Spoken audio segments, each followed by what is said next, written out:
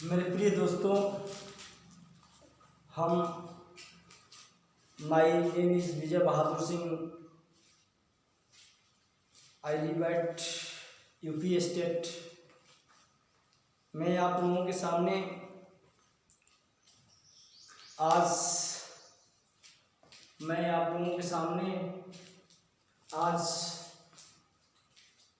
Tense पढ़ाने के लिए आप लोगों के सामने आया हूँ। हम टेंस पढ़ते हैं तो क्यों पढ़े टेंस, किस लिए पढ़े टेंस? बिकॉज टेंस पढ़ने का अर्थ यह है कि हम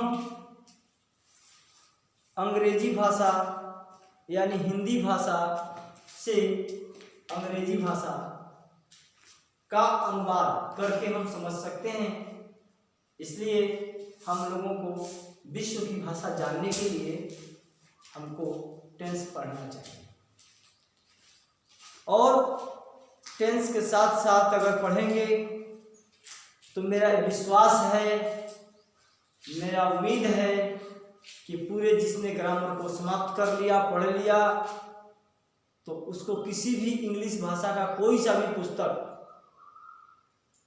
पढ़ने में, अर्थ समझने में उसको कोई कठिनाई नहीं हो सकती है। चलिए हम अपने टॉपिक पर आते हैं। लेट्स बिगिन, आरंभ करते हैं। टेंस। टेंस मीन्स क्या होता है? टेंस काल, समय, मतलब कहने का मतलब है कि सारे संसार में जो भी काम होता है वह समय के हिसाब से होता है और किसी न किसी समय में होता है। जैसे कि अभी मैं पढ़ा रहा हूं तो यह काम जो होता है अभी वर्तमान में चल रहा है। मैं कल पढ़ाया था वह भूत में चला गया, मैं कल पढ़ाऊंगा वह भविष्य में चला गया। कहने का मतलब कि इन समय में, किस समय में कौन सा काम हुआ है उसको हम हिंदी टू इंग्लिश और इंग्लिश टू हिंदी हम ट्रांसलेट कर सकते हैं। तो लेट्स बिगिन, आइए हम टेंस के ऊपर चलते हैं। तो सबसे पहले हम मुख्य बात यह है कि हमारे टेंस 3 प्रकार के होते हैं। Kinds of tense, kinds of tense 3 प्रकार के होते हैं। पहला होता है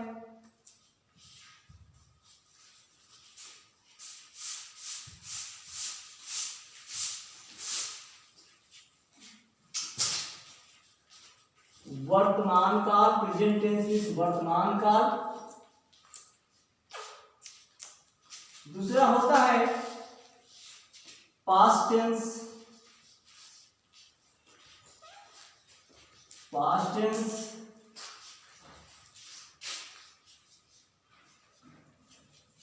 भूतकाल। तीसरा होता है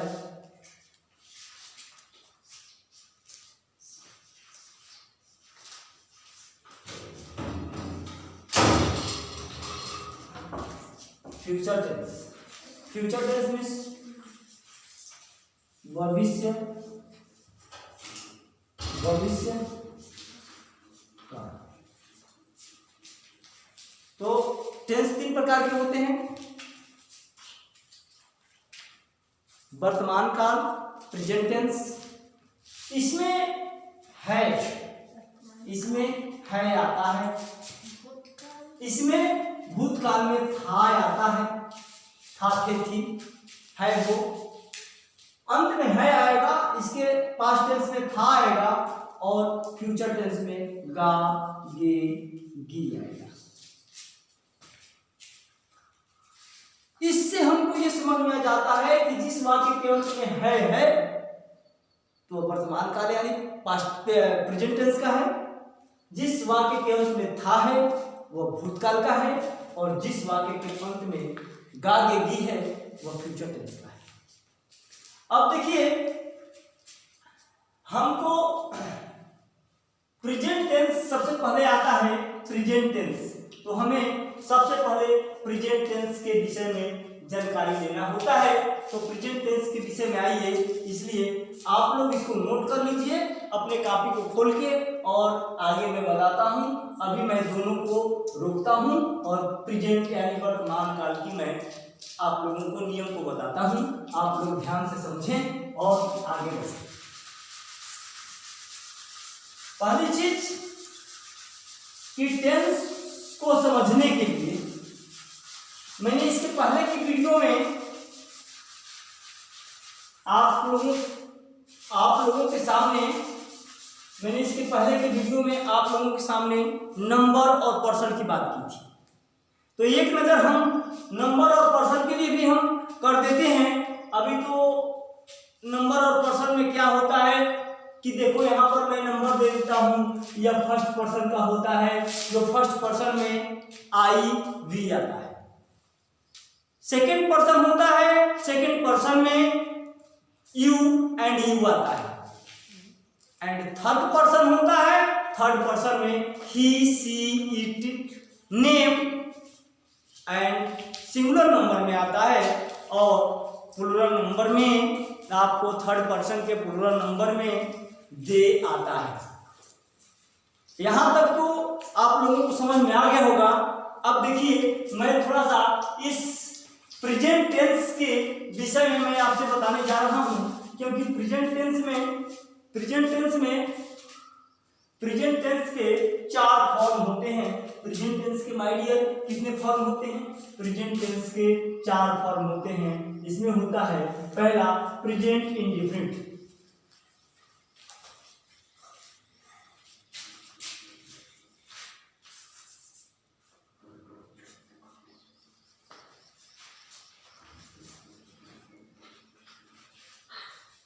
प्रेजेंट इंडिफिनिट, प्रेजेंट PRESENT आप लोगों को समझ में आ रहा होगा, INDIFINIT प्रेजेंट इंडिफिनिट। दूसरा होता है present continuous, present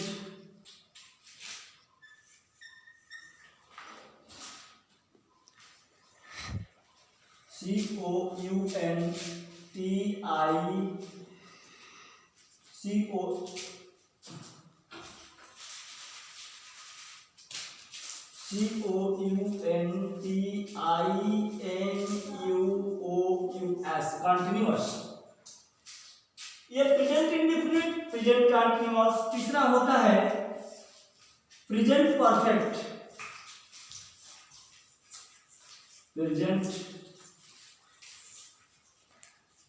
present perfect tense. और चौथा होता है प्रेजेंट परफेक्ट कंटीन्यूअस।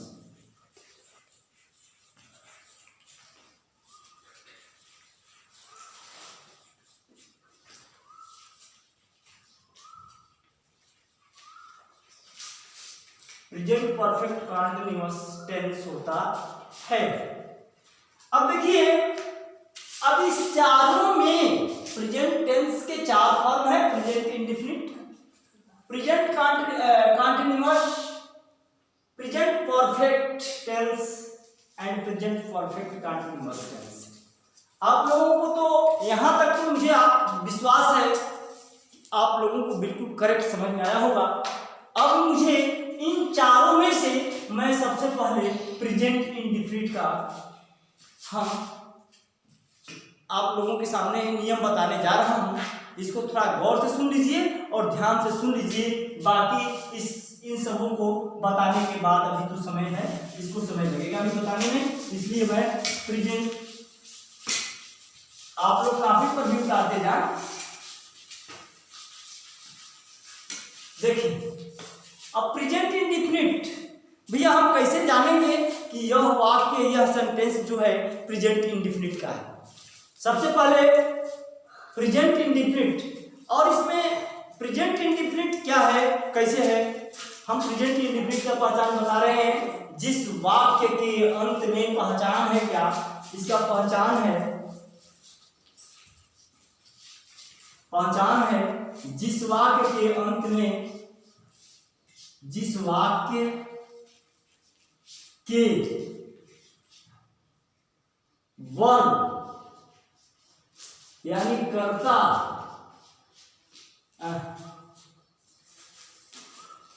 क्रिया के अंत में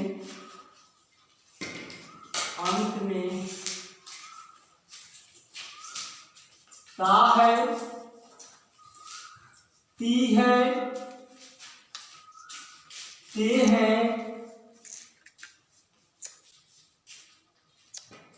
ताहू,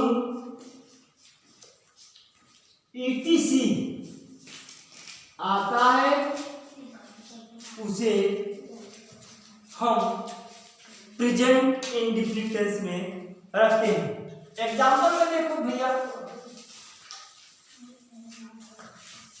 एग्जाम्पल में मैं पढ़ता हूं, मैं पढ़ता हूं ना। दूसरा है मैं लिखता हूं,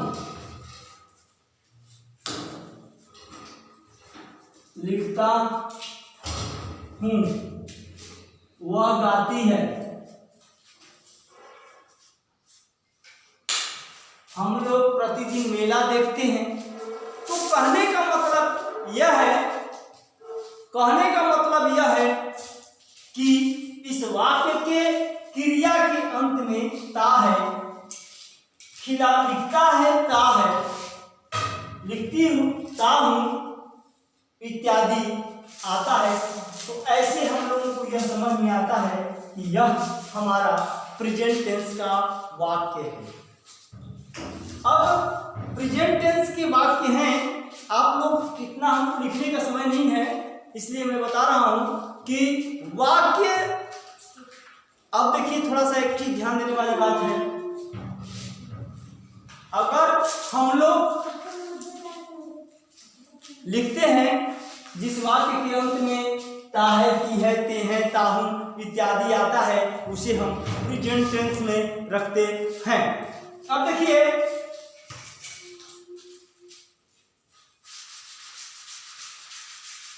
इसको बनाने के नियम क्या होते हैं। मैंने बताया था, आप लोगों को शायद मालूम होगा कि वाक्य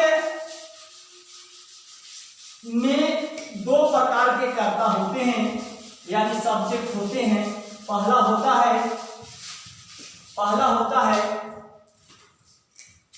सिंगुलर नंबर और दूसरा होता है प्लूरल नंबर।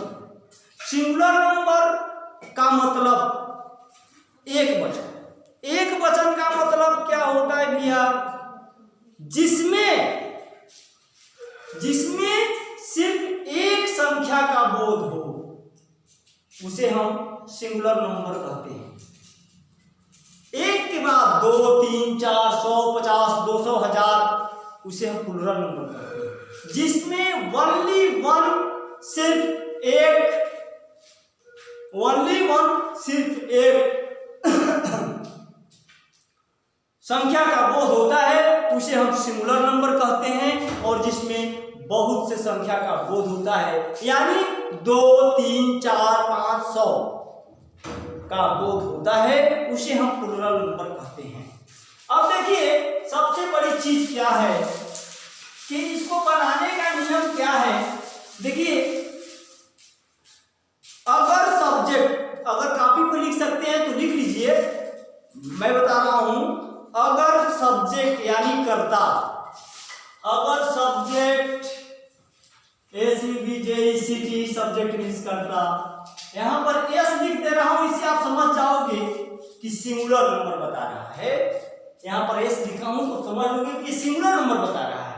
अगर सब्जेक्ट सिंगुलर नंबर होता है तो हम सब्जेक्ट लिखने के बाद हम वर्ब को लिखते हैं, वर्ब मीन्स क्रिया को लिखते हैं। अब देखिए प्रेजेंट टेंस में वर्ब हमेशा प्लूरल नंबर में होता है।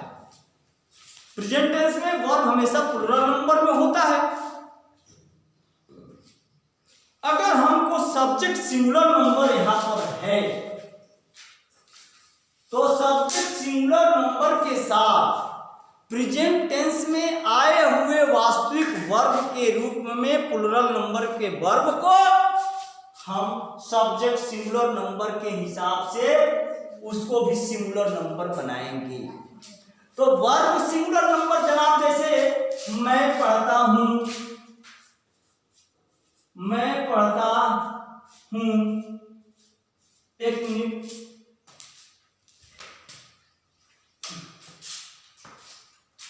पेंसिल लेके आओ। मैं पढ़ता हूं, वह गाती है, वह गाती है, वह गाती है। कहने का मतलब वह गाती है। तो मैं आप लोगों से पूछता हूं, वह कौन से पर्सन का है? तो फटाफट आएगा, आप जब आप पीछे पढ़ोगे तो आएगा कि वह जो है थर्ड पर्सन सिंगुलर नंबर का वाक्य है। तो यहाँ पर वह, अब यहाँ गाती है, जब गाती है तो यहाँ पर ती है, यानी कोई स्त्रीलिंग है, तो यहाँ पर वह का अंग्रेजी सी होगा। क्या होगा? सी हो जाएगा। अब देखिए, अगर सी है तो गाना, गाना का अंग्रेजी होता है SING, सिंग होता है। लेकिन यह सिंग हमारा हमेशा प्लुरल नंबर में है। इसको सब्जेक्ट सिंगुलर नंबर की तरह सिंग को भी अगर हम प्लुरल नंबर में बदलते हैं तो इसके वर्ब में एस या ईएस का प्रयोग करते हैं। कब एस का प्रयोग होगा, कब ईएस का प्रयोग होगा, अभी आपको आगे की वीडियो में मिलेगा, आप देखिएगा। लेकिन अभी हम एस या ईएस का किसी वर्ब में एस तथा किसी वर्ब में ईएस का प्रयोग करके हम ट्रांसलेशन को करते हैं।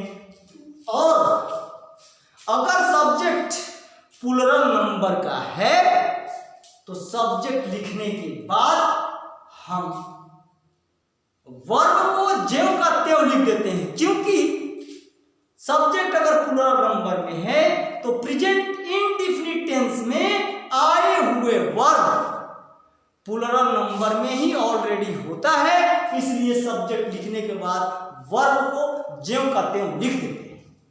अब देखिए, ज्यों का त्यों, और एक चीज नोट ध्यान देने वाली बात है कि हमारा आई प्रेजेंट इंडेफिनिट में, प्रेजेंट परफेक्ट में और present perfect tense, perfect continuous tense बिल्कुल हमेशा, आई माने मैं, हमेशा प्लुरल नंबर होता है। इसको एकदम जेहन में उतार लेना, जेहन दिमाग आत्मा में उतार लेना, दिमाग में उतार लेना। अब देखिए, अब इसका सूत्र क्या बनता है, मैं इसको दिखाने जा रहा हूं। अब देखिए, अब तो मुझे समझ में आ रहा होगा कि आपको समझ में आ गया होगा। तो सब्जेक्ट, अगर एक चीज ध्यान देने वाली बात यह है कि कोई भी वाक्य सब्जेक्ट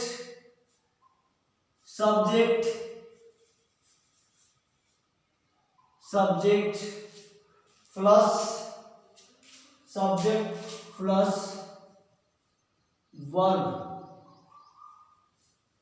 वर्ब प्लस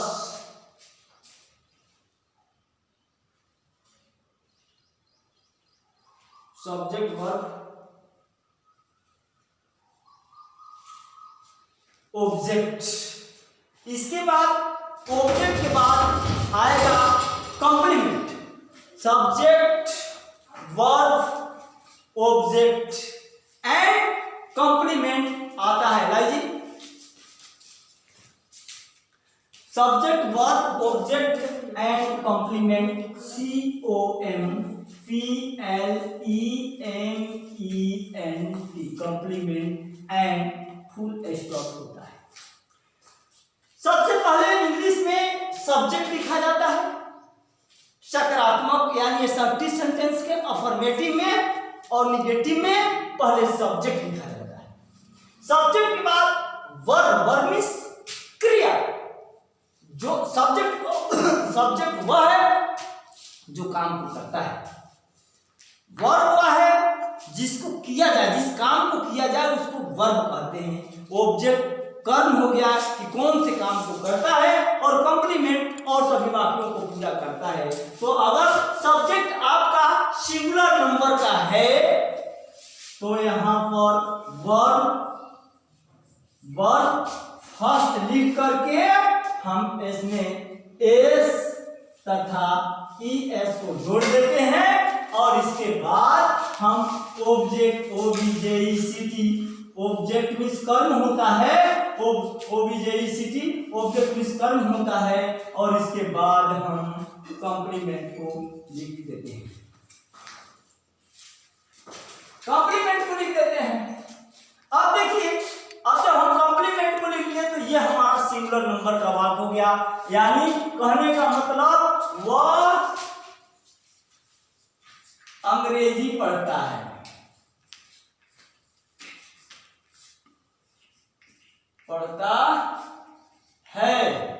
तो यह सिंगुलर नंबर, वह क्या है, सिंगुलर नंबर, थर्ड पर्सन के सिंगुलर नंबर का है।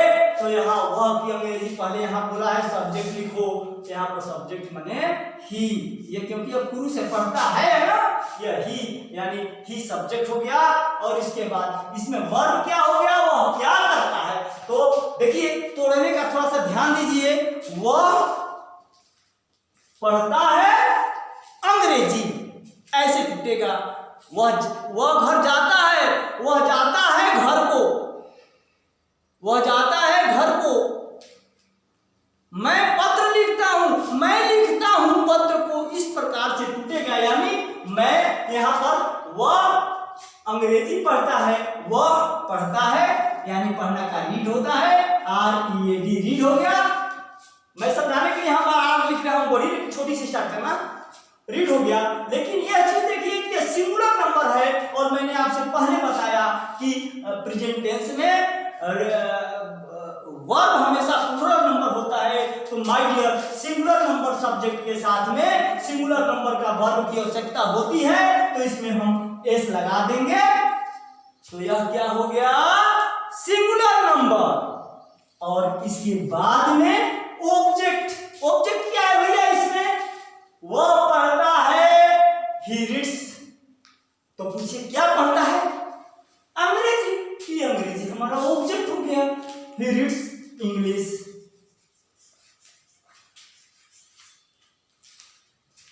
मुझे तो लग रहा है कि आपको समझ में आया होगा। जैसे और एक कुछ बता देता हूं, वह घर जाती है, सी, वह जाती है, सी, जाती स्त्रीलिंग है, तो वह का सी, गोज, क्यों, क्योंकि सी सिंगुलर नंबर, गो प्लूरल नंबर, इसलिए इसमें ईएस लगेगा, तो इसमें होगा सी गोज। अगर घर जाती है, घर जाती है, तो सी गोज होम। अगर वह किराए के घर में जाती है तो she goes to house. That's all exactly right. आगे अगर इसके विषय में नहीं समझ में आया होगा तो इसको आगे पीछे एक दो बार करके देखो, आपको एब्सोल्युटली समझ में आएगा। और मेरी वीडियो अगर पसंद पड़ रहा है तो like, subscribe and bell icon को न दबाना भूलें, क्योंकि आपका ही प्यार मुझे यहाँ तक खींच के लाया है। और मैं चाहता हूँ कि मेरा देश भारत में हिंदुओं का देश है, तो विश्व में मेरा देश, विश्व की भाषा अंग्रेजी है, तो मेरा भारत के लोग अभी अंग्रेजी